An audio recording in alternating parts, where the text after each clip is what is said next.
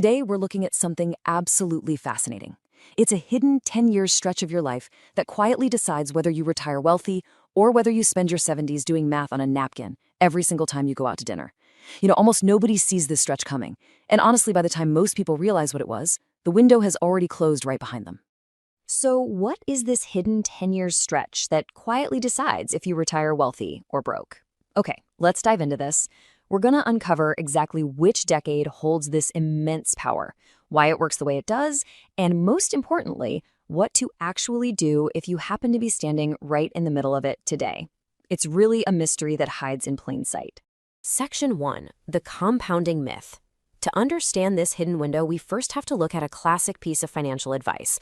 Look, we've all heard it. Start investing at 25, let it compound, and time will make you rich. And hey, that's not wrong. Compounding is absolutely crucial. It's the foundation of every financial plan. But that perfect, smooth curve they always talk about, it's kind of a myth. It assumes your money goes in once and just sits there peacefully for 40 years. But real life inevitably interrupts. Job losses, medical bills, a new baby, a sudden roof repair. Life just happens. If you're in your 30s or 40s right now and you're feeling like you missed the boat because you didn't invest heavily in your 20s, you've probably told yourself that it's too late. But actually, scratch that. That gets it completely backwards. Think of compounding like a powerful sports car engine and your contributions as the fuel. A Ferrari is an amazing machine, but if it has an empty tank, it goes absolutely nowhere. The size of the contributions you make, your fuel, is actually the biggest factor separating those who build real wealth from those who don't. $100 a month compounding for 40 years sounds great in theory, but real life shows us that pouring in a massive amount of heavy fuel, say $1,000 a month for just 20 years, often completely beats that tiny triple over 40 years. It's the heavy fuel that really gets the engine roaring. So the big question isn't, did I start early enough? The real question is, when in my life will I have enough time left for compounding and enough spare money to make contributions that actually matter? Section 2, the decade trap. To find that ultimate sweet spot for wealth, we have to look at why the earlier decades trap us financially. Let's walk through the timeline. In your 20s, you are rich in time. You have 40 years until retirement. But you're usually broke when it comes to fuel. You're early in your career, paying off student loans, and your cash flow is just tight. Then you hit your 30s. Your income climbs, which is awesome, right? But your costs explode right alongside it. You hit this structural trap of mortgages, daycare, maybe a bigger car. You're earning more for sure, but that rising income is immediately siphoned off by big life commitments. And you know what? Every year this happens isn't a personal failure. It's a trap almost everyone walks straight into. Section 3, the 40s sweet spot, which brings us to the most crucial shift in your financial life. This is where everything quietly changes. Welcome to your 40s. This is the rare decade where three massive financial forces finally line up perfectly to create the ultimate sweet spot. Let's break down the first force. First up, you hit your peak earning years. For most professionals, the highest earning years of their entire career land right exactly here, between ages 42 and 55. The dramatic rapid-fire promotions might slow down a bit, but your total income is higher than it has ever been, and often higher than it will ever be again. You finally have the heavy fuel. The second force is that you still have real compounding time left. Now, I want to let the math sink in here for a second. $1 invested at age 40 can become roughly $4 by age 65. But think about how fast that multiplier drops. If you wait until 50, that same dollar only grows to about $2.50. Wait until 55, and it barely doubles. Your 40s are the very last decade where serious, heavy compounding is still fully in play. And then there's the third force. Your expenses finally begin to stabilize. Back in your 30s, everything was climbing. But by your 40s, the big one-time purchases are mostly behind you. The mortgage starts to feel a bit more manageable. For the very first time, your rising income actually outpaces your stabilizing expenses. This creates a critical surplus gap. And that gap, that's where wealth is actually built. Peak income, real time left, and stabilizing costs, all three hitting at the exact same time. Section 4, 3 wealth-building moves. So if you're standing in the middle of your golden decade right now or heading toward it fast, what's the actual action plan? How do we capitalize on this? There are 3 distinct moves you need to make. Consider this your roadmap.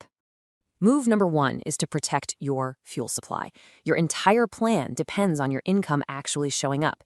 Your 40s are exactly when a sudden stop in income would hurt the absolute most because you have big commitments and you're squarely in your critical wealth building window. Before going all in on investing, build a solid 3 to 6 month safety net. And look seriously at disability insurance. I know it's not exciting, but if a job loss or illness happens, it prevents a temporary setback from permanently destroying your fuel supply. Move number 2 is tracking your contribution velocity. Honestly, forget your headline salary number for a minute. The single most useful number to track right now is the gap between what comes in and what goes out. If your income is rising and that gap is widening, you are winning. More of your income is converting into real wealth. But if your income rises and the gap shrinks, well, that means lifestyle inflation is quietly eating the exact surplus this decade was supposed to create. Move number 3 requires a major mindset shift. Build toward net worth, not just income, and specifically prioritize liquid wealth.